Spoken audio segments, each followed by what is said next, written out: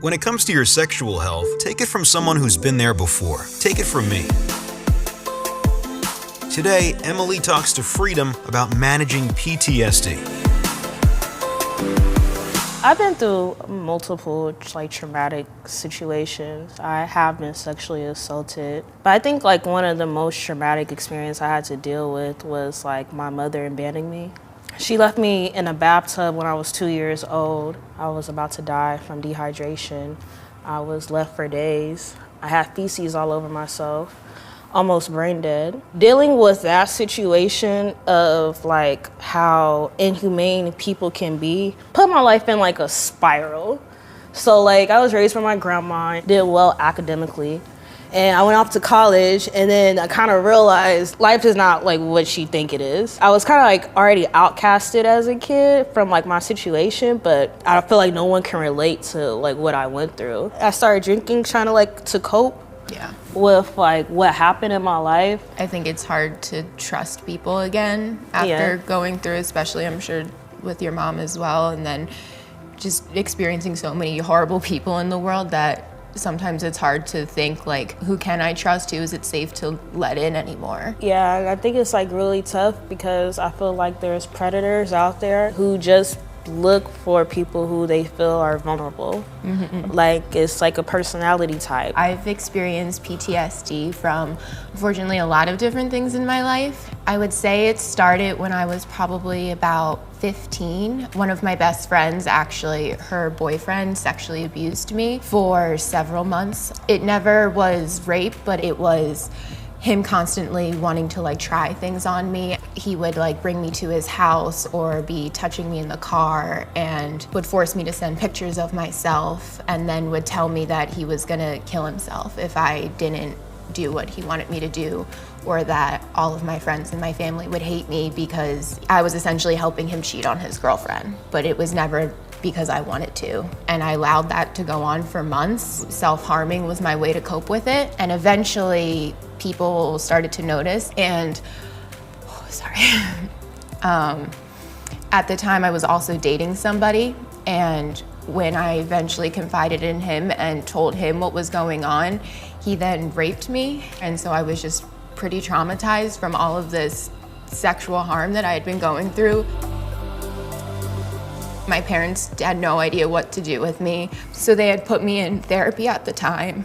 I kind of pretended everything was better, went off to college, thought that's all I was good for, was for sexual things, and I just threw myself at men left and right. My junior year of college, I ended up having to go to the hospital because I woke up one morning to just 3 men in my room and having no idea what happened. So because of all of this, I struggled with PTSD then, of whether it be having flashbacks, of just general anxiety in social situations, of not wanting people to touch me. And so that's definitely been a big struggle. Luckily, I've been able to now be in a relationship for the past 5 years with this really amazing guy.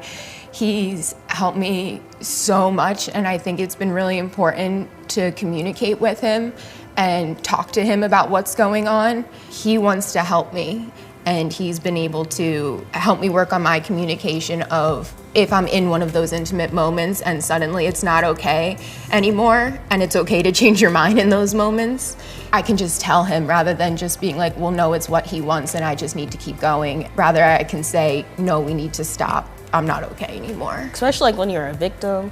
They're oh yeah, it's your fault. What did you have on? Did you do this? And it's no, guys are perverts. Yeah, that or were you drinking? Or yeah, and it's just because I had a few drinks doesn't make it suddenly okay. And I don't think people really understand the domino or the butterfly effect of other people's actions. When I fully had hit rock bottom, I was actually put into a mental facility for about 2 weeks. I did an outpatient program, so I would just go for hours a day and just sit in therapy. But in a way, I was able to get me together, and then that allowed me to be vulnerable and be okay with other people. Also, sometimes it's okay to ask for help. Not everybody in the world is horrible. I kind of felt I then was so shut down from my experience that I just let people then keep taking advantage of me. I didn't feel any power anymore. Sometimes I feel like I do the opposite, just not letting people in at all. Are you in a relationship now? No. No? No, I'm not in a relationship.